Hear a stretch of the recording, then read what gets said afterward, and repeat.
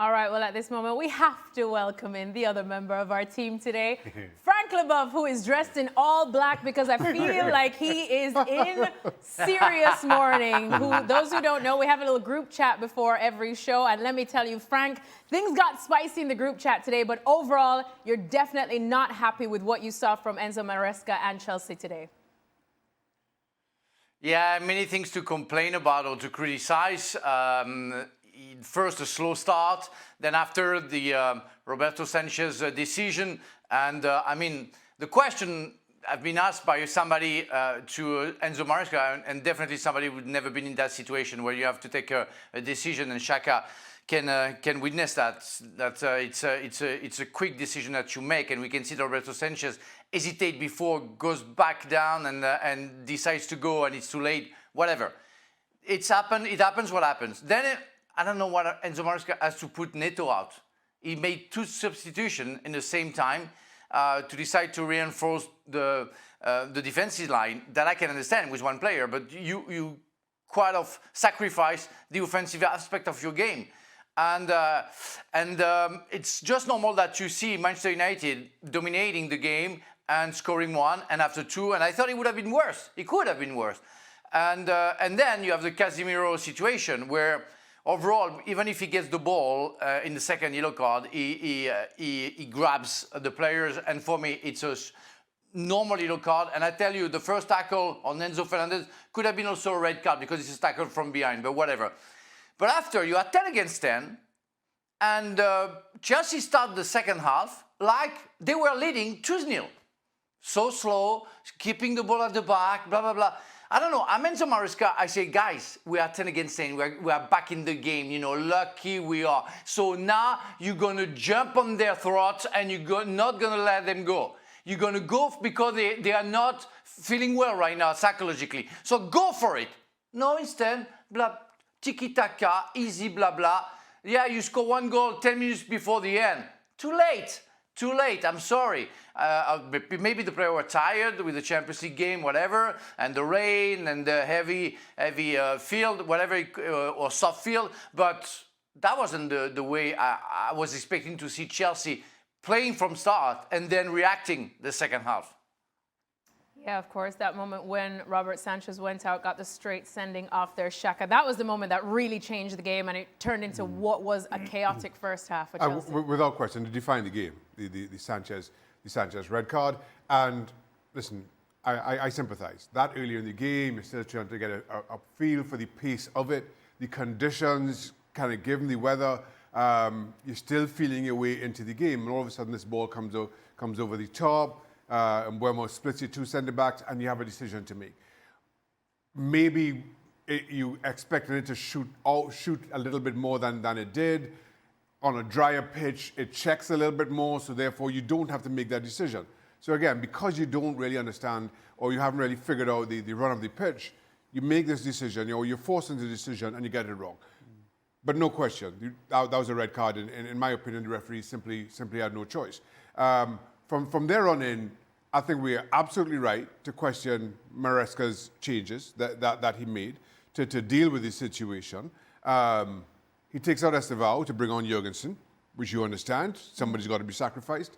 You then take out Neto to bring in another defender in Tosin. But then you take out Palmer 15 minutes, or roughly 15 minutes later, because he had to face a fitness test before the game and you weren't quite sure as to whether he was 100%. Well, then take out Palmer after 5 minutes. If you want to show up, if that's your plan, right? It's not my place to dictate Maresca's plan. But if your plan is to bring in another defender just to show up the defense because you're now undermanned, take out Palmer in that position. And the thing is, for me, it kind of came back to bite Chelsea a little bit, because in the second half, once it comes down 10 players each, Chelsea had a whole lot more of the game, but they certainly lacked creativity on the part, because all your creative midfielders were substituted in that first 20 minutes. So I'm not really quite sure about the thinking there. Casemiro scored a goal, but then tried to make a little bit of a game of it in picking up his second yellow card. I have no issue with that either. And in the end, I'll be honest. When Chalobah does score, I'm thinking this is not Game going to on. end. This is not going to end 2-1. So something had to give. I was certain that something had to give. Credit to Manchester United. They defended well throughout. Again, for half the game, it was 11 men v 10, and certainly to close it out, I thought they equipped themselves pretty well. Well, of course, the Cole Palmer substitution was one that had all of us wondering what's going on. Frank, I know, is itching to get into it, but before we let him get into it, we actually can hear from Enzo Maresca on it. Cole, he tried this morning. He had a test this morning to play this game. He was not 100% fit. He made fantastic effort to play this game, but he was not 100%. Yeah, it's a problem that it's already a long time for him. He's growing. Again, he did this morning a test. He wants to play this game for the team, to be close. So the effort has been huge from him. But then after 20 minutes, he started to feel something. So we decided to change him. Enzo Maresca there explaining that substitution. Frank, let me get to you on this one because I just have to pull up our group chat again. And when we copy and pasted what Enzo Maresca said, you said, stupid comment, if you're not at 100%, you don't play. Is that what you feel? Well, especially, yes, it's what I feel. And especially when you have like 200 players at your disposal at Chelsea, you know. I mean, okay, Cole Palmer is a fantastic player, and you need a Cole Palmer to create something, and Shaka alluded it before. But you need a Cole Palmer at 100%. If you have a Cole Palmer at 60 or 70%, it's going to be useless because he cannot develop his skills. And that's what it is. And when I hear the coach, yeah, you know what, he made a huge effort because he wanted to play. But I'm the coach. I said, I'm sorry, my man, you stay on the bench. I mean, I've been throughout many problems on my groin, the groin problem that I had throughout my career. And you cannot play. I mean, it's a nightmare. It can last for 6 months. So you need a rest. You may need to make sure that you heal, you properly heal, and you come back only when you're 100%. And even if you're Cole Palmer, even if you're Maradona and Zidane, you come back when you're 100%. Otherwise, you're not going to be as good as we are expecting. And again, and Shaka, thank you, you said it because I forgot. I mean, when you know that you have somebody who's not at 100% and you have to change a creative player, you don't change Neto. You change Palmer because you're gonna save Palmer and you give a chance to somebody who is at 100% to perform. That's insane. And don't know why nobody asked him at the press conference. Why did you change Neto and you didn't change Palmer, knowing it is not at 100%? That's, yeah, I'm sorry, a stupid comment. Stevie, you've been a manager. What do you make of the changes that Enzo Maresca, of course, was forced into making, and of course the Cole Palmer? Yeah, I have to agree with the two boys. It's a mind-blowing decision when you've got a guy who you weren't 100% sure of, and then you go down to 10 men. I mean, it should be the first thing that comes in your head. And then the other thing that comes in your head, that should come in your head as well, I can't take all my attacking players off, but so who do I take off and who do I keep on? I'll keep on the guy who's going to run all day, who's going to run up and down the field, who's going to chase, who's going to harry, and I'll take off the kid who's inexperienced and who defensively is not that great. But he takes every one of them off. I mean, there's nothing about it makes any sense. But I think the most important thing here for Chelsea would be what Frank was talking about earlier. You're 2-0 down. There has to be some sort of urgency in your play. I understand if you start the second half off by getting things settled and getting on the front foot, which they did. They kind of took control of it because Man United, as you do, you're 2-0 up. You don't need to go and win the game anymore. You just need to make sure you don't make any mistakes. And then, as the time goes on, you start ramping it up. Then you start having to be desperate. And then you start having to put balls in the box. You've got to kind of forget about all this tactical coaching nonsense about keeping the ball and if go wide and come back out and then we'll start again. Let's go back to the goal and we'll start again. When you're 2-0 down, eventually you've got to forget that. And you play as a kid, a bunch of kids who are just desperate and want a desire to go forward.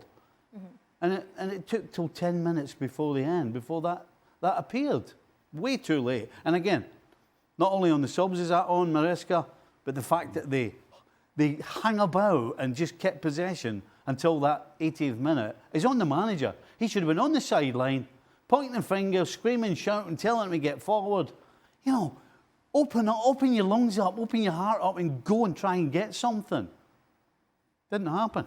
Well, can I just say that we're 15 minutes into the You know show what? and we've been speaking about Chelsea and they lost this game. Let's talk about Manchester United, shall we? Stevie, I'm going to start with doesn't you. want to. About Frank doesn't want to. Can I say something? Can I say something before you get carried away with your almighty Manchester United team? All right, Who, by Frank, the way, what is it? Who, by the way, shouldn't get carried away because that wasn't perfect. But whatever. You know, we talked about Liverpool, and we're going to talk about Liverpool-Everton and maybe the face of Stevie when Everton came back with gay goal. And we were chatting, and we say, you know, we would love to have a video of the face of Stevie when Everton scored the goal. You should have seen me in the second half screaming on television. They say, guys, you are losing! You are losing! Do you get that? I was on the coach jumping. I don't understand that. I was so crazy. I got crazy because of that. Okay, now go to your almighty team. I won't say a word. I didn't say almighty. I didn't say almighty. You've been waiting But all you know season what? for this, Alexis. All I have to say, the last time Chelsea got a win at Old Trafford, Sir Alex Ferguson was still managing Manchester United. A lot has changed since then at United. Just a little but bit. for the last couple of weeks, we've been hearing Ruben Amorim bang on about improvements he sees in this team. Did you see any of those improvements today, Stevie? No. So what did it for United? It's a hard game. Hold on a sec. Let me, hold It's a on. hard Hold on, game to Shaq. judge. What could it possibly be? It's a hard It is game. a hard game to I know. judge. They were a man up. Not for that long. For What do you 45 mean they got minutes. sent off after 5 minutes? For 45 minutes. And they were 2-0 down You when it can was 10 only v play. 10. You can only play what's against you. That's not. But against 10 men every week, why don't They you? were, they were But given a United man of a went down to start. 10 men They as were given well. 2 goals of a start. When did And they United drew the go second down? half 0-0. But what happened to the whole of the second half? You lost the second half 1-0. Well, still. Sorry, did I? They lost So the what- second so- half but 1-0. But you don't just lose Yeah. the second half. You have Yeah. to win over No, two but halves. you're making that point. You're making the point. I mean- What happened in the second half when it was 10 v 10? I just told you what happened in the second half when it was 10 But v they 10. didn't lose the game. Right, we know. And at the end of the day, a game of football is 2 halves, is it not? I'll tell you what we did. I'll tell you what we Come did on, find girl, out. don't give up. Thank you, Frank. So no positives for United after Yeah. this win. No, Tell you what, if no. they play the rest of the season with a man more than the opposition, they might get in the top 4. Wow. Wow, there's a lot of hate being thrown around here. How's that for positivity? Let me say. Oh, So okay. let me just. So, Salty. as I was saying earlier during the highlight, that's the word positives. But you have to take everything in context. That it was Manchester United at home against 10 men. And while United defended well, while they were man up, while certainly to close out the game, and as I mentioned, once Chalobah got that goal, I didn't think United could hold out, but they did. They got bodies behind the ball well. They managed that side of the game very well. You saw the runs of deep from Bruno Fernandes, certainly for his goal. You saw Casemiro and his contributions before getting sent off. Not often we've been able to look at Manchester United, particularly in midfield, and heap an awful lot of praise on them. But again, while you're doing that, it's against 10 men. And you always and that's the caveat here to your first question. What do we learn about Manchester United? What was good about them? And my simple answer to that is not an awful lot, because it was against 10 men. Oh, I sense Yeah. you were ready to say something. Frank, do you agree that we didn't really learn that much from Manchester United despite the win today? I have to go with the guys, even if I think, you know, I watch our players as well, and I think Shaw, De Ligt, for example, Amad Diallo, and Böhme on top of Bruno Fernandes, they were very good. They were very good. But it's hard to make a statement because of the red card of Robert Sanchez at the beginning of the game. And now you start judging them. You say, okay, 10 against 10, 2-0, let's see how they cope with the situation. We didn't see Manchester United anymore. I'm sorry. Yes, Chelsea didn't create a lot because they don't want to urge their game, but we didn't see Manchester United anymore. And that's a fact. And they won the game, good for them, but because of what happened in the first half. But if you only judge the second half when they play for at least 40 minutes, 10 against 10, I just say, don't get carried away.